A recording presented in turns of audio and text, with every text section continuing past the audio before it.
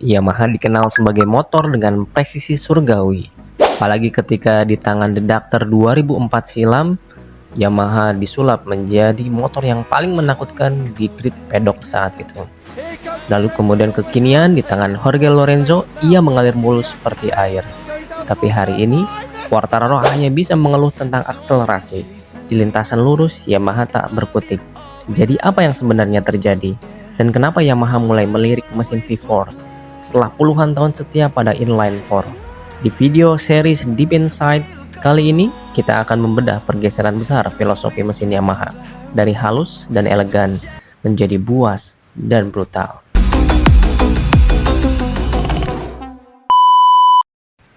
Segmen 1. Sejarah filosofi inline 4 Yamaha. Sejak era MotoGP modern dimulai pada 2002, Yamaha konsisten menggunakan mesin inline 4. Layout ini membuat motor mereka ringan, lincah, dan punya tenaga yang halus.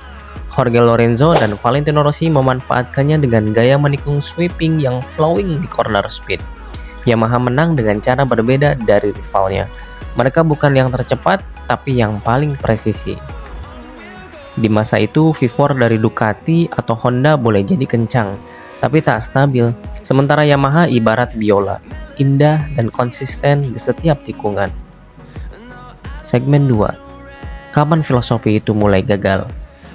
Titik balik terjadi di era elektronik dan aerodinamika, ketika Ducati memperkenalkan sistem ride height, aero wing, dan strategi akselerasi brutal keluar tikungan.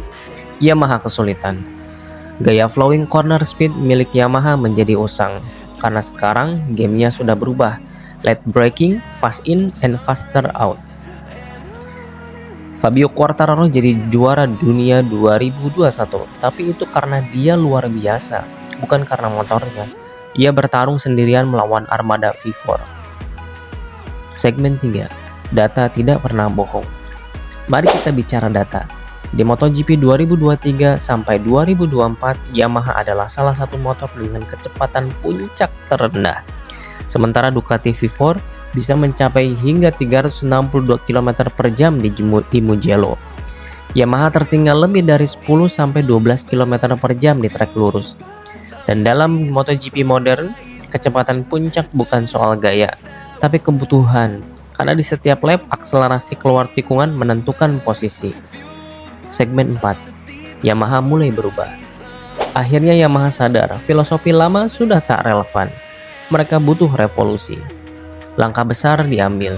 Yamaha merekrut Massimo Bartolini, insinyur top dari Ducati, untuk membantu proyek mesin baru. Doi itu tangan kanannya Gigi Dagainya. Jadi kemungkinan ini adalah hal yang serius untuk Yamaha dalam pengembangan motornya. Bartolini membawa DNA V4 ke Yamaha. Bahkan kabarnya, sebuah prototipe mesin V4 sudah diuji di markas Iwata. Bukan untuk hari ini, tapi untuk masa depan MotoGP 2026. Dan terakhir, kemarin di Barcelona, V4 telah dites oleh Jack Miller, Miguel Oliveira, dan juga Augusto Fernandez, serta didampingi oleh Dovizioso, yang mana Dovizioso sangat familiar dengan V4 di Ducatinya. Ini bukan sekedar ubah mesin, ini perubahan budaya. Yamaha brand yang setia pada kehalusan akhirnya ingin menjadi puas. Segmen 5. Filosofi baru Yamaha. Mengapa V4? Karena V4 itu padat, torsi besar, akselerasi brutal, dan punya handling mantap saat pengereman. Dari sasis, distribusi berat, hingga karakter output power, V4 menawarkan hal yang inline 4 tak bisa lagi kejar. Dan yang terpenting, semua motor juara di MotoGP hari ini adalah V4. Segmen 6. Resiko dan masa depan.